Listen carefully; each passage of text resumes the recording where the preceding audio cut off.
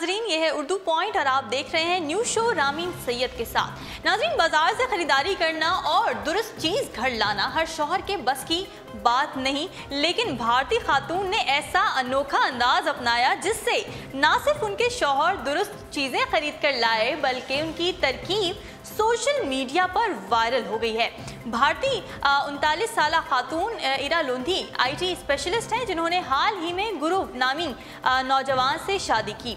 दोनों मियाँ बीवी एक दूसरे का हाथ बटाते हैं और खुशो खुरम जिंदगी गुजार रहे हैं। इरा लोंधी ने शादी के बाद अपने शौहर से बाजार से कुछ सब्जियां मंगवाईं, लेकिन वो इस काबिल नहीं थी कि उन्हें पकाया जाए और कई रोज तक ये सिलसिला चलता रहा। शौहर की बेकार सी खरीदारी देखते हुए एरा ने गौरव को सब्जी लाने के लिए एक तवील फहरिस्त दी, जिसमें उन्होंने सब्जियों के नाम के अलावा उनकी ना सिर्फ तस्वीर बनाई बल्कि शौहर के लिए चंद हिदायत भी लिख कर दी, जो कि बहुत ही मज़े की लग रही हैं। फहरिस्त में देखा जा सकता है कि जहाँ प्याज का लिखा गया है वहाँ उसकी तस्वीर भी बनाई गई है और हिदायत की गई है कि प्याज साइज में छोटी और गोल होनी चाहिए। प्याज की तस्वीर पर कुटुम का निशान भी लगाया गया है। इसका मतलब यह है कि इस किस्म की प्याज नहीं लाई जाए। इसी तरह बीवी की जानिब से आलू के लिए भी कुछ इसी किस्म की हिदायत की गई हैं। आलू की 3 तस्वीर के साथ बताया कि ना ज़्यादा बड़ा और ना ही ज़्यादा छोटा आलू लाना है, बल्कि 1 किलो दरमियाना साइज़ का आलू लाना है। जबकि ये भी हिदायत शामिल की गई थी कि आलू का रंग ना हरा हो और ना ही काला। एरा की फहरिस्त में सबसे दिलचस्प हिदायत मिर्ची से मुतालिक थी।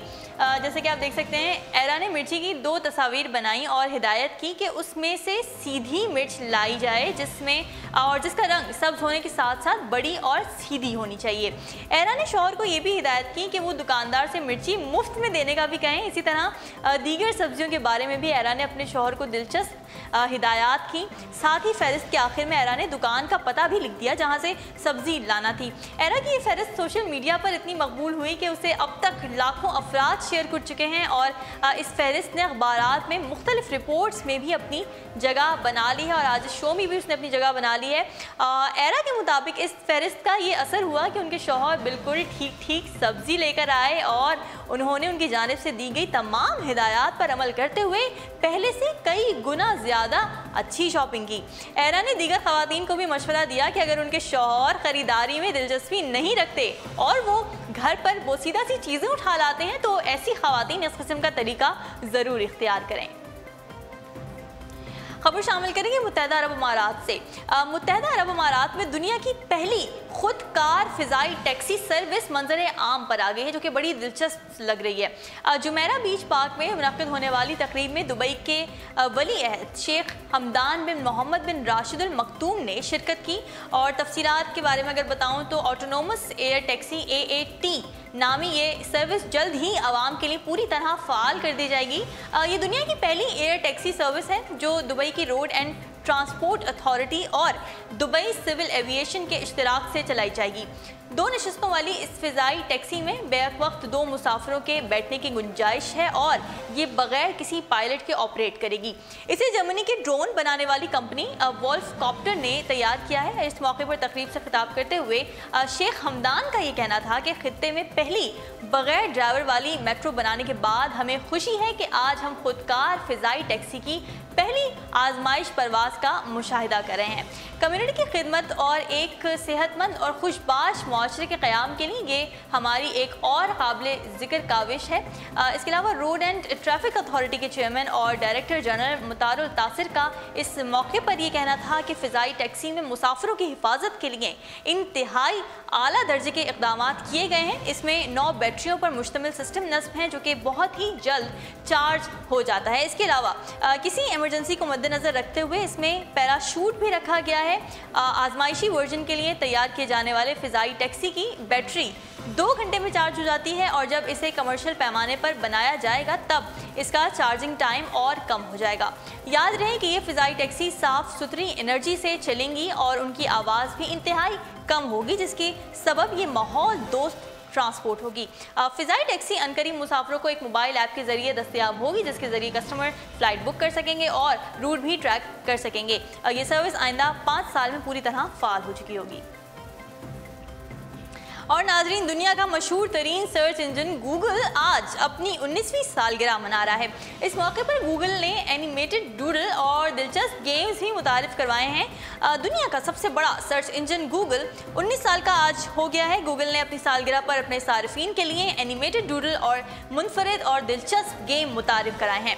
अब स्पैनर घुमाएं और मज़े मज़े के गेम्स खेलें। गूगल डूडल बैनुल-अक़वामी सर्च इंजन के ऑन स्क्रीन लोगो का नाम है, जिसे वो अक्सर अहम दिन की मुनासबत से तब्दील कर लेते हैं। 1998 में लैरी पेज और सर्गे हिरन ने गूगल की बुनियाद रखी थी और आज गूगल एप्पल के बाद दुनिया की सबसे अमीर तरीन कंपनी है। मगर गूगल की असली बर्थडे कब है ये शायद गूगल को भी नहीं पता।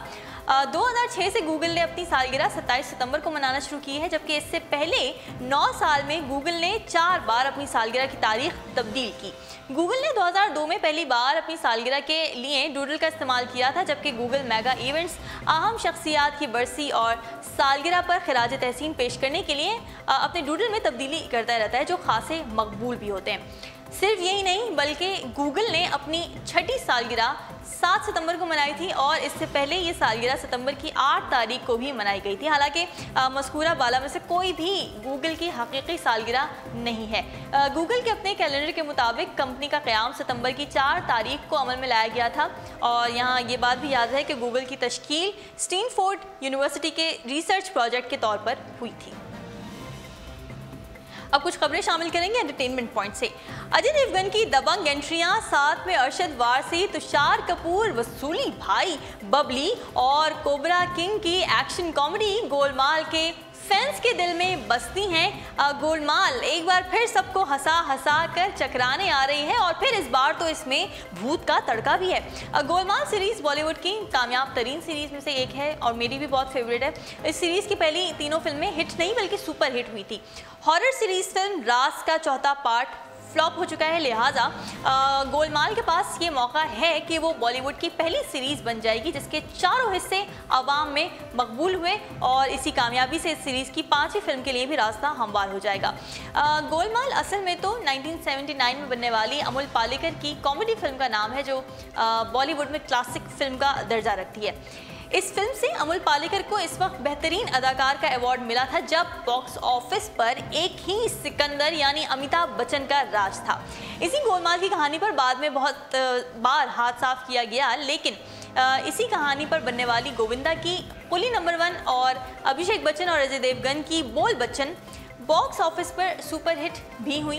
बोल बच्चन के हिदायतकार रोहित शेट्टी हैं, जो पहले ही गोलमाल का टाइटल अपने नाम कर चुके हैं। गोलमाल सीरीज़ की पहली फिल्म 2006, दूसरी 2008 और तीसरी 2010 में रिलीज़ हुई हैं और इन तीनों फिल्मों में 2-2 साल का वक्फा था, लेकिन अब चौथा हिस्सा 7 साल बाद धूम मचाने आ रहा है।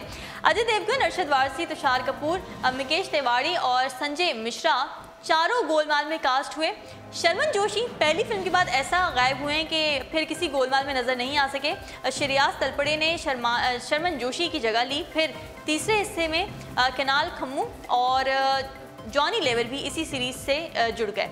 गोलमाल सीरीज़ के सिर्फ अदाकार ही नहीं बल्कि हसीनाएं भी बदली हैं। पहली गोलमाल में रिमी सेन, दूसरी और तीसरी में करीना कपूर ने काम किया और अब चौथी में तब्बू और परिणीति चोपड़ा को जगह मिली है। इसी तरह इस सीरीज़ के लिए म्यूज़िक के मैदान में भी पहले विशाल शेखर ने एंट्री दी और फिर प्रीतम ने 2 फिल्मों के लिए मैदान संभाला, लेकिन अब कब्जा किया है अन्नू मलिक के भतीजे अरमान मलिक ने।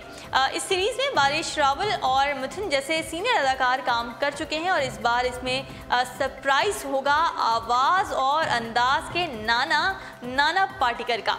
पिछले दिनों गोलमाल मजमूई तौर पर 400 करोड़ से ज़ायद का बिजनेस कर चुकी है। इस गोलमाल से तवक्का ये है कि ये अकेले दुनिया भर में 400 करोड़ के करीब बिजनेस करेगी और इस साल की अब तक की सबसे कामयाब बॉलीवुड फिल्म बनकर सामने आएगी। बाहुबली 2 क्योंकि डब फिल्म है तो इसका रिकॉर्ड अलग है। इस बार भी हर गोलमाल की तरह ये फिल्म रंगों से सजी और क़हक़हों से भरी हुई है। इस फिल्म को बड़ी ओपनिंग में तो कोई मसला नहीं होगा, लेकिन इस फिल्म के साथ रिलीज़ होने वाली आमिर खान की फिल्म सीक्रेट सुपरस्टार दूसरे हफ्ते से इस फिल्म के कलेक्शन में डेंट डाल सकती है। सीरीड सुपरस्टार से टक्कर के बावजूद गोलमाल की पहली वीकेंड में 70 करोड़ की ओपनिंग यकीनी है। इस फिल्म के कमज़ोर होने की सूरत में भी फिल्म कम से कम 150 करोड़ कमाकर इस साल की कामयाब तरीन बॉलीवुड फिल्म बन जाएगी। और नाजरीन, बॉलीवुड के मेगा स्टार अमिताभ बच्चन और ऋषि कपूर की फिल्म 102 नॉट आउट की नुमाइश फिल्म पद्मावती से बॉक्स ऑफिस पर मुकाबले के खौफ से आगे बढ़ा दी गई है। मारूफ हिदायतकार संजय लीला भंसाली की फिल्म पद्मावती इन फिल्मों में शामिल है जिनका फिल्म बीन शिद्दत से इंतजार कर रहे हैं। फिल्म पद्मावती में रणवीर सिंह, शाहिद कपूर और दीपिका पादुकोण मरकजी किरदार में नजर आएंगे। फिल्म में दीपिका और शाहिद कपूर की पहली झलक भी मंजर आम पर आ चुकी है, जिसके साथ साथ फिल्म की नुमाइश की तारीख 17 नवंबर से बढ़ाकर 1 दिसंबर कर दी है। फिल्म की नुमाइश की तारीख आगे बढ़ाने पर अमिताभ बच्चन और ऋषि कपूर की फिल्म 102 नॉट आउट से बॉक्स ऑफिस पर मुकाबले की तवक्का की जा रही थी, लेकिन अब film 102 not out producers Padmavati से टक्कर लेने से गुरेजा हैं। फिल्म की हिदायतकार अमीश शुक्ला ने नुमाइश की तारीख आगे बढ़ाने का ऐलान किया है, लेकिन दूसरी तारीख ताहाल नहीं दी है, जबकि उनका इस बारे में कहना यह था कि हम 2 माह कबल ही अपनी फिल्म की नुमाइश की तारीख का ऐलान कर चुके थे, लेकिन पद्मावती की रिलीज़ के ऐलान के बाद एक ही तारीख पर दोनों फिल्मों की नुमाइश नहीं हो सकती है और जल्द ही नई तारीख का ऐलान कर दिया जाएगा। याद रहे कि अमिताभ बच्चन और ऋषि कपूर 26 साल बाद एक साथ फिल्म में काम कर रहे हैं, जिसमें बिग बी ने वालिद और ऋषि कपूर ने बेटे का किरदार अदा किया है। उर्दू पॉइंट से अब तक के लिए इतना ही। मजीद खबरों और अपडेट्स के लिए आप विजिट करते रहिए हमारी वेबसाइट www.urdupoint.com। फिलहाल रामीन सैयद को दीजिए इजाजत। अल्लाह हाफिज़।